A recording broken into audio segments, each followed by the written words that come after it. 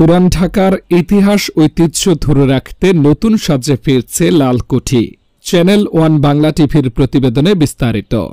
লালকুঠির আগের যে সৌন্দর্য ছিল তা ফিরিয়ে আনার জন্য সংস্কার করা হচ্ছে। পুরনো জৌলুস ফিরিয়ে আনতে লাল রঙের পাশাপাশি ভবনের ভেতরে লাইব্রেরি, ডিজিটাল আর্কাইভ, বুক ক্যাফে, লালকুঠির ঐতিহাসিক ছবি প্রদর্শনী গ্যালারি সহ আরও অনেক কিছু থাকবে। লালকুঠির সামনের দিকে থাকবে বিভিন্ন সাংস্কৃতিক উৎসব পালনের স্থান ও চা কফি শপ। ইতিহাস থেকে জানা যায়, ঐতিহ্যের ধারক বাহক ও সংস্কৃতি চর্চার বিশাল কেন্দ্র ছিল লালকুঠি। বুড়িগঙ্গা নদীর তীর ঘেঁষে গড়ে উঠেছিল এটি। 1879 সালের দিকে এর নির্মাণ কাজ শেষ হয়। 1880 সালে তৎকালীন ভারতীয় উপমহাদেশের গভর্নর জর্জ ব্যারিং নর্থব্রুক এই ভবন উদ্বোধন করেন। তার নাম অনুসারে এর নাম রাখা হয় নর্থব্রুক হল। পরে এটি লালকুঠি নামে পরিচিতি লাভ করে।